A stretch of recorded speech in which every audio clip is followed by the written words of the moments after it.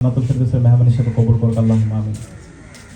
শহীদ ফেলানীকে যেদিন কাঁটাতারে ঝুলে রাখা হয় এবং ভারতীয় বাহিনী বিএসএফ যখন পাখির মতো গুলি করেছিল এবং শহীদ ফেলানীকে যখন কাঁটাতারে ঝুলিয়ে রেখেছিল এবং তার যে রক্ত পড়ছিল সেদিন শুধুমাত্র কুড়িগ্রামে রক্ত পড়েনি, সারা বাংলাদেশের জমিনে সেদিন রক্ত পড়েছিল।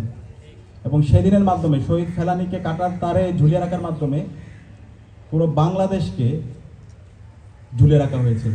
বাংলাদেশের সার্বভৌমত্ব সেদিন হারিয়েছিল এবং 2011 সাল থেকে আমরা দেখতে পেয়েছি বাংলাদেশে ভারতের আধিপত্যবাদ কিভাবে এখানে চাপিয়ে দেওয়া হয়েছিল।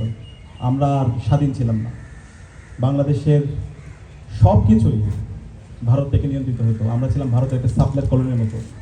এখানকার আমাদের সংস্কৃতিকে ধ্বংস করে দেওয়া হয়েছে, আমাদের এখানকার রাজনৈতিক যে সংস্কৃতি সেটাকে ধ্বংস করে দেওয়া হয়েছে, আমাদের অর্থ ব্যবস্থাকে ধ্বংস করে দেওয়া হয়েছে, আমাদের শিক্ষা ব্যবস্থাকে ধ্বংস করে দেওয়া হয়েছে। বাংলাদেশ আর বাংলাদেশের মধ্যে ছিল না। বাংলাদেশে যে ফ্যাসিস্ট হাসিনা ছিল সে ছিল একটা পুতুল এবং ভারত থেকেই সব কিছু এখানে পরিচালিত হতো। আমাদের সকল প্রতিষ্ঠানগুলোকে একদম ভেঙে চুরমার করে দেওয়া হয়েছিল। বিশ্ববিদ্যালয়ের প্রতিটি হল এক একটা কনসেন্ট্রেশন ক্যাম্প তৈরি হয়েছিল এবং এই কনসেন্ট্রেশন ক্যাম্পগুলো সে দিল্লি থেকে পরিচালিত হতো। তো গত 16 বছরে যে আজাদির লড়াই, যে সংগ্রাম, সেই সংগ্রামের আমাদের শহীদ ফেলানী ছিল আমাদের একটা অনুপ্রেরণার বাতিঘর। শহীদ ফেলানীর আজকে গর্বিত বাবা এবং মা আছে, তারা গত 16 বছর জুড়ে ফেলানীর বিচারের দাবিতে এবং আধিপত্যবাদের বিরুদ্ধে, আগ্রাসনের বিরুদ্ধে তারা প্রতিবাদ প্রতিরোধ জারি রেখেছেন।